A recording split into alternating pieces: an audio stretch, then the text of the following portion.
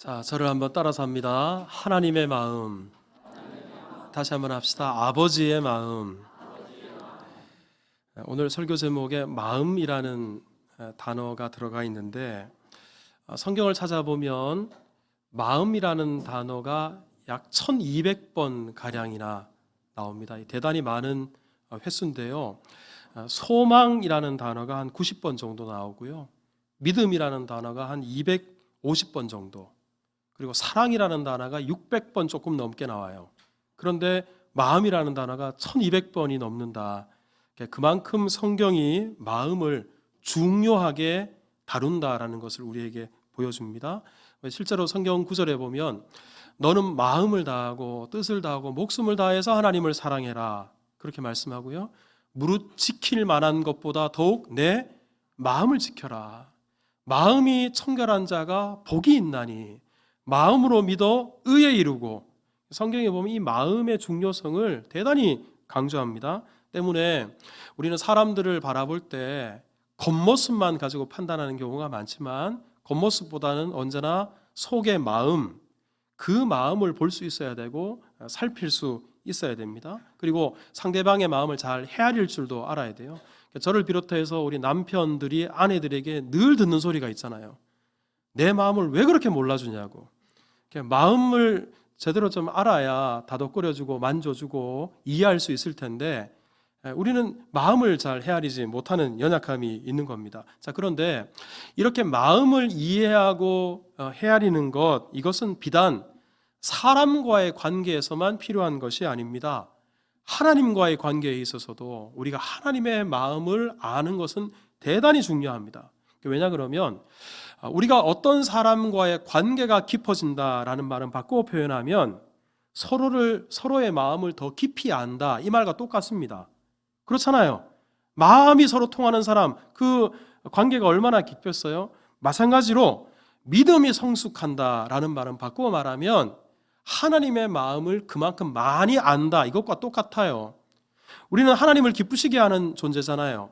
하나님의 마음을 알아야 하나님을 기쁘시게 할 수 있지 않겠어요? 그리고 하나님의 마음을 알아서 하나님을 기쁘시게 하는 사람, 그 사람이야말로 믿음이 성숙한 사람이라고 말할 수 있을 텐데, 신앙생활에 있어서도 하나님의 마음을 아는 것, 이게 얼마나 중요한지 모릅니다. 그래서 우리 수정교회 우리 성도들끼리도 서로와의 관계 속에서도 마음을 서로 나눌 수 있는 사이가 되기를 바라고, 하나님과의 관계에 있어서도 하나님의 마음을 깊이 알고 하나님을 기쁘시게 하는 우리 모든 성도들이 될 수 있기를 주님의 이름으로 축복합니다.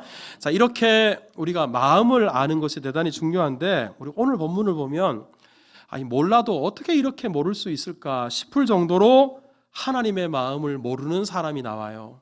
그 사람이 바로 누구냐면 요나 선지자였습니다. 요나는 선지자였어요. 근데 여러분, 선지자가 뭐 하는 사람인지 아시잖아요. 누구보다 하나님을 가까이 하는 사람입니다. 그리고 누구보다 하나님의 말씀을 먼저 듣고 그 들은 말씀을 다른 사람들에게 전해주는 사람, 그 사람이 바로 선지자입니다. 자, 그런데 이렇게 하나님과 가까워야 되고 하나님의 마음을 먼저 잘 알아야 될 요나 선지자가 성경을 읽어보면 누구보다도 하나님의 마음을 모르는, 하나님의 마음에는 전혀 관심이 없는 그런 사람이었다라는 말입니다. 우리 요나서의 내용을 아마 여러분 잘 아실 거예요. 교회 학교 우리 학생들도 요나서를 모르는 우리 친구들이 없을 텐데, 우리 하나님께서 요나 선지자에게 말씀하시죠. 저 니느웨에 가서 앞으로 40일이 지나면 하나님께서 니느웨를 심판할 거다, 이 말씀을 전하라라고 요나에게 말을 했습니다. 하지만 요나는 니느웨에 가고 싶지 않았어요. 왜냐 그러면 니느웨 사람들은 그 어떤 나라보다도 우상 숭배를 심하게 했거든요. 그리고 대단히 흉악무도한 사람이었습니다. 그렇다고 이스라엘을 귀찮게 하거나 괴롭히지만 않았더라도 괜찮을 텐데, 얼마나 이스라엘을 괴롭히는지 철천지 원수와 같은 그런 나라의 수도가 바로 니느웨였어요. 그러니까 하나님께서 가라고 하셨지만 순종하기 싫었어요. 그래서 니느웨로 가라 그랬더니 반대편으로 배 타고 도망을 가버렸습니다. 이 요나 선지자를 하나님이 내버려 두지 않으시죠. 풍랑을 만나게 하고 또 바다에 빠지게 하고 바다 속에 큰 물고기를 준비해 놓으셨다가 요나를 덥석 삼켜서 그 물고기 뱃속에서 살아가게 하고 끝내는 니느웨 성에 가게 하십니다. 그래서 니느웨 성에 가서 요나가 말씀을 전합니다. 그런데 여러분, 억지로 끌려서 니느웨에 가서 말씀을 전했으니까 제대로 마음을 담아서 말씀을 전했겠어요? 억지로, 마지못해 건성으로 말씀을 전합니다. 여러분, 그게 요나서 3장 3절을 보면, 자, 한번 보세요. 우리 니느웨가 어떤 성인가? 니느웨는 사흘 동안 걸어 다니면서 말씀을 전해야 다 말씀을 전할 정도로 큰 성읍이었어요. 근데 그 다음 절 4절을 보면 요나가 어떻게 합니까? 하루 동안, 사흘 동안 다녀야 될 길을 하루만, 이게 뭐예요? 수박 겉핥기식으로 마지못해서 억지로 마음이 없이 그냥 말씀을 전했습니다. 자, 그런데 이게 웬일입니까? 이렇게 건성으로 말씀을 전했는데도 이 말씀을 전하고 난 이후에 니느웨 성에 엄청난 사건이 일어납니다. 자, 그 다음 절 5절을 한번 보세요. 같이 읽겠습니다. 시작. 니느웨 사람들이 금식을 선포하고 높고 낮은 자를 막론하고 굵은 베옷을 입은지라. 여러분, 이 사람들이 이스라엘 사람 아니에요. 여기가 유대 땅이 아닙니다. 그런데 이 사람들이 요나가 건성으로 전한 말씀을 듣고 하나님을 믿기 시작했어요. 금식하기 시작했어요. 회개하기 시작했습니다. 여러분, 이것을 보면 열매를 거두는 것은 씨 뿌리는 사람에게 달려있는 게 아니라 누구에게 달려있다는 거예요? 하나님께 달려있다. 여러분, 이렇게 대충 건성으로 전해도 결국 니네 사람들의 마음에 감동이 일어나고 회개가 일어난 것, 여러분, 이거 하나님께서 이렇게 하시는 일입니다. 여러분, 자, 우리 요나 입장에서 한번 생각해 보십시오. 요나가 자기가 열심히 말씀을 전해서 이 사람들이 회개했어요? 아니면 요나가 말씀을 잘 전해서 아주 그냥 능력 있는 스피커여서 요나 때문에 이 사람들이 회개했습니까? 아니잖아요. 누구보다 그걸 요나 선지자 자기 자신이 잘 알잖아요. 그런데도 니느웨 성 사람들이 이렇게 대충 전한 말을 듣고도 회개하고 하나님을 믿기 시작했다. 이것은 하나님의 뜻은 니느웨를 심판하시는 것이 아니라 니느웨를 구원하려고 하시는구나. 여러분, 이거 누가 봐도 알잖아요. 애들이 봐도 이 정도 되면 하나님의 마음이 어디에 있는지 알게 될 겁니다. 하지만 요나는 이런 하나님의 마음에는 관심이 없어요. 자기 감정만 중요해요. 자기 기분만 중요해요. 그리고 자기 마음만 중요했습니다. 자, 그래서 이렇게 니느웨 사람들이 회개하니까, 자, 우리 4장 1절을 한번 보세요. 요나가 매우 싫어하고 썩냈습니다. 싫어하는 정도가 아니라 그냥 화가 일어났어요. 3절에는 아예 하나님, 이럴 바에는 차라리 나를 죽여주십시오. 이런 꼬라지를 보느니 차라리 내가 죽는 게 속이 편할 것 같습니다. 하나님 앞에 지금 몽리를 부리고 있습니다. 여러분, 선지자의 가장 큰 기쁨이 뭐겠어요? 설교자인 저의 가장 큰 기쁨은 여러분들에게 하나님 말씀을 전했잖아요. 그 전한 말씀대로 여러분들이 사는 것을 보는 게 저에게는 가장 큰 기쁨이에요. 그런데 요나 선지자는 자기가 선포한 대로 사람들이 변화가 일어났어요. 그런데도 기뻐하지 않고 차라리 나를 죽여달라고 하나님 앞에 떼를 쓰고 있는 겁니다. 급기야 5절을 보면 요나가 성읍에서 나가버렸어요. 여러분, 한번 생각해 보세요. 지금 니느웨 성에 회개 운동이 일어났습니다. 이때 니느웨 사람들에게 가장 필요한 사람이 어떤 사람인가? 여러분, 회개 운동이 일어나는 것도 중요하지만 그 회개가 지속적으로 유지되는 것이 대단히 중요하고요. 그리고 잠깐 감정에 치우쳐서 하나님을 믿고 회개할 수 있어요. 하지만 그 회개가 진정한 회개가 되려면 누군가 이 니느웨 사람들에게 바른 길을 제시해주고 영적으로 지도해 줄 하나님의 종이 필요해요. 그러니까 지금 이 니느웨 성에 누가 필요하냐면 요나 선지자가 필요하다는 말입니다. 그럼에도 불구하고 대충 말씀 전하고는 그 꼬라지 보기 싫다고 아예 그냥 성 밖으로 나가버렸어요. 그렇다고 아예 멀리 간 것도 아니에요. 자, 우리 5절 하반절을 보면 초막 하나를 짓고 성읍이 어떻게 되는가를, 성읍에 무슨 일이 일어나는가를 보려고 그 초막에 앉아 있어요.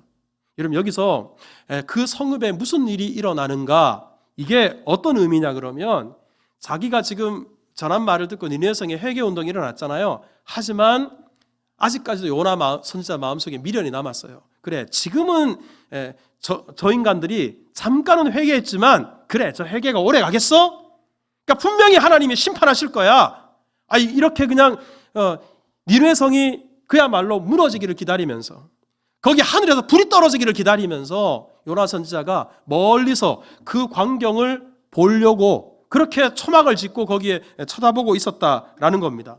자, 여러분, 이런 요나의 심보, 이런 요나의 마음, 우리 이런 요나를 생각할 때 이 요나에게 가장 시급한 게 뭘까? 여러분, 이 요나 선지자에게 지금 가장 시급한 게 뭘까요? 다른 직분도 아니고 선지자인데 이런 사람에게 지금 뭐가 필요할까요? 하나님의 마음을 아는 것, 하나님의 사랑을 아는 것, 이게 무엇보다 필요하지 않겠어요? 자, 그래서 하나님께서는 이런 요나를 포기하지 않으십니다. 그리고 요나에게 하나님의 마음을 깨닫도록 이제 요나에게 맞춤 교육을 하나님이 실시하려고 하시는데요. 이 맞춤 교육을 그냥 제가 지금 강단에서 말로 하는 것처럼 말이 아니라 체험학습이라고 하잖아요. 우리 학교에 가면 체험학습을 통해서 요나에게 하나님의 마음을 일깨워 주려고 하나님께서 작정하십니다. 자, 이제 하나님의 교육이 시작되는데요. 어떻게 시작될까? 6절을 한번 볼까요? 자, 6절 같이 읽겠습니다. 시작. 하나님 여호와께서 박농쿨을 예비하사 요나를 가리게 하셨으니. 자, 됐습니다.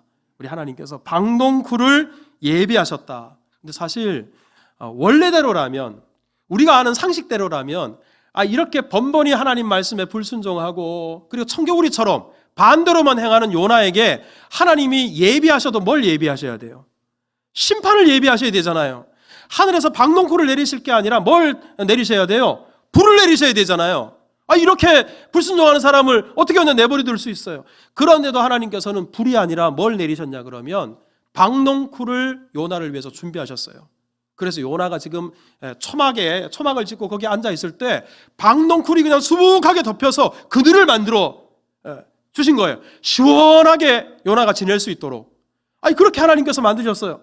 하나님은 요나가 한 행위랑 반대로 요나에게 은혜를 베풀어 주셨다라는 말입니다. 근데 여기서 이 예비하사라는 단어를 여러분 주목하셔야 돼요. 왜냐 그러면 요나서 안에 이 예비하사가 계속 반복돼요. 여러분 요나서 1장 17절에 보면 이미 큰 물고기를 뭐 하셨어요? 예비하셨어요. 자, 요나서 4장 7절에 보면 하나님이 뭘 예비하셨어요? 벌레를 예비하셨어요. 그 다음 절에 보세요. 뜨거운 동풍을 예비하셨어요. 그런데 이 모든 것을 하나님이 예비하셨는데 누구를 위해서 예비하셨나? 자, 여러분, 누구를 위해서 예비하셨어요? 요나를 위해서 예비하셨어요. 요나를 위해서 이렇게 하나님께서 은혜를 베푸셨습니다. 사실 지금까지 요나가 한 행위를 보면 심판을 하셔도 몇 번이나 하셔야 되고 불을 내려도 몇 번이나 내리셔야 되지만 하나님은 오히려 심판 대신에 은혜를 베풀어 주시고 요나를 몰아내시기보다는 요나를 위해서 하나님이 계속해서 준비하세요. 요나에게 계속 채워주세요. 요나를 계속해서 돌봐주십니다. 왜 그렇게 하셨을까요? 이유는 한 가지밖에 없어요. 하나님 아버지의 마음을 요나가 알도록 하시기 위해서. 하나님께서 왜 요나 선지자를 니느웨에 보내셨는지, 그리고 니느웨를 향한 하나님의 마음이 무엇인지 제발 요나로 하여금 깨닫게 하시려고 하나님께서는 심판 대신에 은혜를 베푸시고 심판 대신에 하나님께서 사랑을 허락하셨던 겁니다. 제가 이 부분을 묵상하면서 나 또한 요나와 똑같은 게 아닌가. 제가 지금까지 살아온 나를 되돌아보면 목사임에도 불구하고 하나님의 은혜를 받았음에도 불구하고 얼마나 내가 하나님 앞에 범죄하고 불순종하고 살았는데 나를 위해서 하나님이 얼마나 오래 참아주셨는지, 얼마나 용서하셨는지, 얼마나 기다려주셨는지, 그럼에도 불구하고 나에게 부어주신 하나님의 은혜, 하나님께서 준비하여 주시고 예비하여 주신 하나님의 돌보심이 얼마나 큰지 생각해 보니까, 이 말씀을 준비하면서 저를 생각해 보니까 요나가 다른 사람이 아니더라고요. 우리 흔히들 부흥사가 그러잖아요. 요나는 딴 사람이 아니라 요나가 요나라고. 요나가 다른 사람이 아니라 바로 내가 요나이다. 이런 생각이 솔로 들어요. 여러분은 어떠신지요? 근데 왜 하나님께서 나 같은 죄인에게, 이 엉덩이 뿔난 것 같은 이 악한 사람에게 이렇게 예비하시고 또 예비하시고 기회를 주시고 또 기회를 주시나? 이유가 다른 게 아니더라고요. 하나님이 어떤 분인지 알고 하나님의 마음을 제가 알도록, 그래야 아직도 여전히 하나님을 외면하고 사는 사람들에게 복음 전할 수 있으니까, 그들을 주께로 인도하는 사명을 감당할 수 있으니까. 여러분, 이것은 저뿐만 아니라 여러분들도 마찬가지입니다.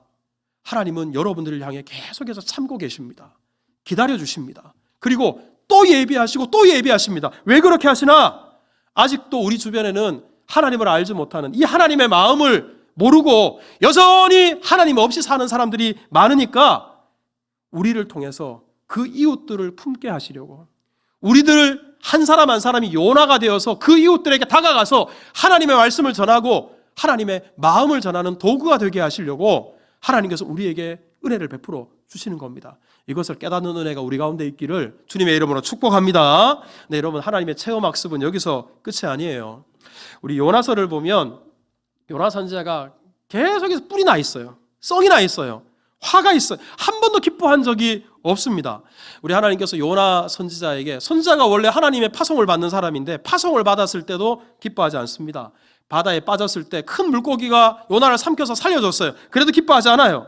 니느웨 사람들이 회개했을 때도 오히려 기뻐하기보다 화를 냈습니다. 그런데요, 요나서 전체에서 요나 선지자가 딱 한 번 기뻐하는 일이 있어요. 그게 6절이에요. 자, 여러분 6절을 한번 보시면, 자, 우리 6절 다시 한번 읽을까요? 시작. 하나님 여호와께서 박넝쿨을 예비하사 요나를 가리게 하셨으니 이는 그의 머리를 위하여 그늘이 지게 하며 그의 괴로움을 면하게 하려 하심이었더라. 요나가 박넝쿨로 말미암아 크게 기뻐하였더라. 적당히 미소 지은 게 아니라 엄청 기뻐했어요.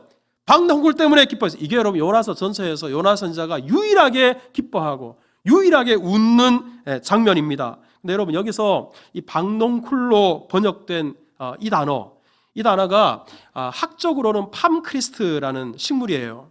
그 이스라엘 사람들은 카키온이라고 부르는 식물인데요. 이 식물이 땅에 떨어지면 씨앗이 이게 불과 한 2, 3일 만에 2m, 3m 자란대요. 그리고 그렇게 자라고 나서 금방 시들어서 죽어버린대요. 아주 좀 특이한 식물인데 그 식물을 하나님께서 요나가 지금 앉아있는 초막에 보내신 거예요. 그리고 금방 자라게 하셨던 겁니다. 하나님께서 이 박농쿨을 요나의 초막에 자라게 하신 이유가 뭘까? 여러분, 그 이유는 한 가지예요. 박농쿨과 니느웨 성에 있는 수많은 영혼들, 이 둘의 가치를 한번 비교해 봐라. 바로 그것 때문에 하나님께서 보내신 겁니다. 자, 우리 오늘 본문 10절을 한번 볼까요? 자, 10절 같이 읽겠습니다. 시작. 여호와께서 이르시되 내가 수고도 아니하였고 재배도 아니하였고 하룻밤에 났다가 하룻밤에 말라버린 이 박농쿨을 아꼈거든. 그 다음 절 11절도 읽습니다. 시작. 하물며 이 큰 성읍 니느웨에는 좌우를 분별하지 못하는 자가 12만여 명이요 가축도 많이 있나니 내가 어찌 아끼지 아니하겠느냐 하시니라. 요나가 이 박농쿨을 자기가 심은 게 아니에요. 자기가 자라긴 게 아니에요. 그런데 하나님이 보내셔서 하나님이 이 박농쿨이 그늘이 되게 하셨어요. 그런데 하나님이 이번에는 벌레를 준비하셔서 박농쿨을 다 갉아먹게 하셨어요. 그리고 동풍을 불어오게 하셔서 뜨거운 동풍이에요. 뜨거워서 미칠 지경이 되게 하셨어요. 여러분, 이 과정을 통해서 자기가 심은 것도 아니고 자기가 가꾼 것도 아닌데도 박농쿨 때문에 기뻐했다가 박농쿨이 사라지니까 박농쿨 하는 거예요. 하지만 니느웨 성 안에는 무려 12만 명이나 되는 영혼들이 있어요. 그 영혼들이 하늘에서 불이 떨어져서 심판받기를 요나는 기다리고 있는 거예요. 하나님께서 말씀하십니다. 요나야, 너 박농쿨 그거 네가 심었니? 네가 자라게 했니? 내가 너에게 보내준 거야. 그리고 박농쿨이 무슨 10년, 20년을 사니? 하루 만에 사라져버리는, 말라져버리는 그것. 그런데도 너 박농쿨 그거 사라져버리니까 네가 얼마나 박농쿨 때문에 화가 나고 박농쿨 네가 얼마나 아꼈니? 하지만 저 니느웨 성 안에는 내가 사랑하는 12만 명이나 되는 그 엄청난 사람들이 영혼이 있는데 너는 어찌해서 이 박농쿨보다도 저 수많은 영혼들 죽어가는데 심판받아서 다 사라질 뜨거운 불에 들어가야 되는데 저 영혼들을 아까워하는 마음이 요만큼도 없니? 하나님께서 바로 그 가치를 비교해 보라라고 한 거예요. 특별히 우리 10절에 우리 성경에는 이 10절 말씀에 보면 내가라는 단어가 한 번만 나와요. 여호와께서 이르시되 내가 수고도 아니하였고 재배도 아니하였고 이게 한 번만 나와요. 근데 원어 성경을 읽어보면 내가 수고도 아니하였고 내가 재배도 아니하였고 하룻밤에 말라버린 이 박농쿨을 네가 아꼈거든. 계속해서 네가 이렇게 말씀하세요. 왜 하나님께서 이렇게 반복해서 말씀하실까요? 요나 선지자가 그만큼 자기중심적인 사람이에요. 자기만 생각하는 사람이에요. 도무지 다른 사람들의 영혼, 선지자이지만 다른 사람들의 영혼에 대해서는 관심도 없는 사람이에요. 그 사람들이 죽든지 말든지 심판받아 그냥 끔찍한 최후를 맞이하든지 말든지 아무런 관심이 없어요. 오직 나의 박농쿨, 거기에만 마음이 있다는 것, 이걸 하나님이 지적하고 계신 겁니다. 그러고 보면 우리에게도, 저와 여러분들에게 저마다의 박농쿨이 있을 것 같아요. 나의 일, 나의 재산, 나의 건강, 나의 취미생활, 내가 같이 어울려서 즐기는 친구들. 그런데 여러분, 이런 나와 연관된 것, 이런 것들은 언제나 앞세워요. 하지만 영원하지 않아요. 어제는 친구였지만 내일은 원수가 될 수 있고요. 내 건강, 오늘은 건강할지라도 내일은 그렇지 않아요. 우리 어르신들이 자주 그런 말씀을 하세요. 건강하시죠? 그러면 내 나이만큼, 가만히 들어보면 정말 그런 것 같아요. 나이만큼. 예. 여러분, 우리가 아무리 이 주름살 없앤다고요, 보톡스를 맞고 상한검, 하한검이라고 들어보셨어요? 여기를 잡아째가지고 잡아당기고 그렇게 수술을 받으셨지만 여러분, 시간이 또 몇 년 지나면 또 생겨요. 영원하지 않아요. 그런데 그야말로 박농쿨과 같은 것들, 그거 얼마나 앞세우고 그거 얼마나 소중하게 여기면서 천하보다 귀한 영혼들, 그 영혼들에게는 아무런 관심이 없어요. 이 요나가 다른 사람이 아니라 바로 우리 자신, 저와 여러분들, 우리가 아닌가 하는 것입니다. 때문에 하나님께서 요나 선지자에게 마지막으로 말씀하십니다. 11절을 한번 보세요. 끝부분에 내가 어찌 아끼지 아니하겠느냐. 내가 어찌 아끼지 아니하겠느냐. 이 12만 명이나 되는 영혼들 어찌 아끼지 않겠느냐. 여러분, 이 구절을 보면요, 사람의 숫자는 12만 명이지만 가축은 그냥 많이 있다 그래요. 하나님이 사람의 영혼을 그만큼 중요하게 여기신다라는 겁니다. 이 영혼들, 우리 주변에, 우리 가족들 중에, 우리 친구들 중에, 늘 교제하는 사람들 중에 이렇게 니느웨 백성들처럼 멸망해가는 그런 영혼들이 우리 주변에 많이 있어요. 하지만 내 박농쿨만 생각하고 그것만 아끼고 이 영혼들을 아끼지 않는 요나와 같은 그런 마음으로 살고 있는 것은 아닌지, 여러분, 그거 우리의 마음이지 결코 하나님의 마음이 아닙니다. 성령께서 우리 가운데 하나님 아버지의 마음을 허락해 주셔서 박농쿨이 아니라 그 안타까운 영혼들을 바라보게 하시기를 주님의 이름으로 축복합니다. 우리 하나님께서 아끼시는 것을 우리 또한 아낄 수 있는 그런 믿음 허락해 주시기를 주님의 이름으로 축복합니다.